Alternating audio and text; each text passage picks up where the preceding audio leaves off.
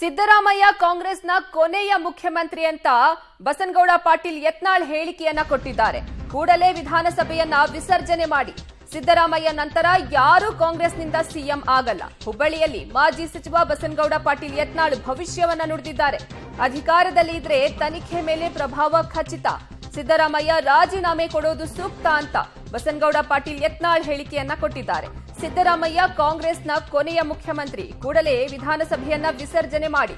ಸಿದ್ದರಾಮಯ್ಯ ನಂತರ ಯಾರೂ ಕಾಂಗ್ರೆಸ್ನಿಂದ ಮುಖ್ಯಮಂತ್ರಿ ಆಗೋದಿಲ್ಲ ಅಂತ ಹೇಳಿದ್ದಾರೆ. ಹುಬ್ಬಳ್ಳಿಯಲ್ಲಿ ಮಾಜಿ ಸಚಿವ ಬಸನಗೌಡ ಪಾಟೀಲ್ ಯತ್ನಾಳ್ ಭವಿಷ್ಯವನ್ನ ನುಡಿದಿದ್ದಾರೆ.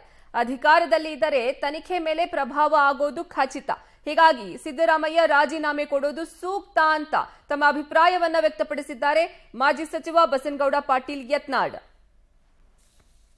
ಸಿದ್ದರಾಮಯ್ಯನವರು ರಾಜೀನಾಮೆ ಕೊಡಬೇಕು, ಕರ್ನಾಟಕ ವಿಧಾನಸಭೆಯನ್ನು ವಿಸರ್ಜನೆ ಮಾಡಬೇಕು. ಮತ್ತೊಂದು ಹಾದಿಯಲ್ಲಿ, ಯಾಕಂದ್ರೆ ಸಿದ್ದರಾಮಯ್ಯವನ್ನು ಬಿಟ್ಟ ನಂತರ ಕರ್ನಾಟಕದ ಕೊನೆಯ ಮುಖ್ಯಮಂತ್ರಿ ಅವರು. ಯಾಕಂದ್ರೆ ಭಾಳ ಮಂದಿ ಲೈನ್ದಾಗ ಅದಾರೆ, ಗೋರಿಗೆ ಹೋಗೋರು ಸಹಿತ ಲೈನ್ದಾಗ ಅದಾರೆ, ನಾವು ಮುಖ್ಯಮಂತ್ರಿ ಆಗ್ತಾನೆ.